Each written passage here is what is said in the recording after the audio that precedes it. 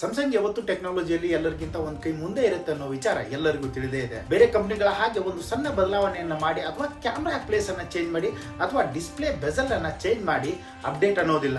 Samsung upgrade ಅಲ್ಲಿ ನಿಜವಾದ upgrade ಇರುತ್ತೆ. ಉದಾಹರಣೆಗೆ ಹೇಳೋದಾದ್ರೆ ಫಸ್ಟ್ ಬೆಜಲ್ಲೆಸ್ ಡಿಸ್ಪ್ಲೇ ಬಂತು, ಆಮೇಲೆ ಎಡ್ಜ್ ಡಿಸ್ಪ್ಲೇ ಬಂತು, ಆಮೇಲೆ ಫೋಲ್ಡಬಲ್ ಡಿಸ್ಪ್ಲೇ ಬಂತು, ಈಗ ಬರಲಿದೆ ರೋಲೆಬಲ್ ಡಿಸ್ಪ್ಲೇ. ಎಲೆಕ್ ವರದಿಯ ಪ್ರಕಾರ ಸ್ಯಾಮ್ಸಂಗ್ ರೋಲ್ ಮಾಡಬಹುದಾದ ತಂತ್ರಜ್ಞಾನಕ್ಕೆ ಆದ್ಯತೆ ನೀಡುತ್ತಿದ್ದು 2025ರವರೆಗೆ ಫಸ್ಟ್ ರೋಲೆಬಲ್ ಫೋನ್ ಅನ್ನ ಲಾಂಚ್ ಮಾಡುವ ಸಾಧ್ಯತೆ ಇದೆ ಅಂತ ತಿಳಿಸಿದೆ. ಸ್ಯಾಮ್ಸಂಗ್ ನ ಬೆಜಲ್ಲೆಸ್ ಡಿಸ್ಪ್ಲೇ ಆಯಿತು, ಎಡ್ಜ್ ಡಿಸ್ಪ್ಲೇ ಆಯಿತು, ಫೋಲ್ಡಬಲ್ ಡಿಸ್ಪ್ಲೇ ಕೂಡ ಆಯಿತು, ಇನ್ನು ಬರಲಿದೆ ರೋಲೆಬಲ್ ಡಿಸ್ಪ್ಲೇ. ಈ 2-3 ವರ್ಷಗಳ ಹಿಂದೆ ಪಾಪ್ಅಪ್ ಕ್ಯಾಮ್ರಾಗಳ ಕಲ್ಚರ್ ತುಂಬಾನೇ ಜಾಸ್ತಿ ಇತ್ತು. ಇತ್ತೀಚೆಗೆ ಯಾವ ಫೋನಲ್ಲೂ ಕೂಡ ಪಾಪ್ಅಪ್ ಕ್ಯಾಮ್ರಾಗಳು ಬರ್ತಿಲ್ಲ. ಯಾಕಂತಂದ್ರೆ ಪಾಪ್ಅಪ್ ಕ್ಯಾಮ್ರಾಗಳು ಮೆಕ್ಯಾನಿಸಮ್ ಇಂದ ನಡೆಯೋದ್ರಿಂದ ತುಂಬಾನೇ ಸರ್ವಿಸ್ ಇಶ್ಯೂ ಬರ್ತಾ ಇದ್ವು.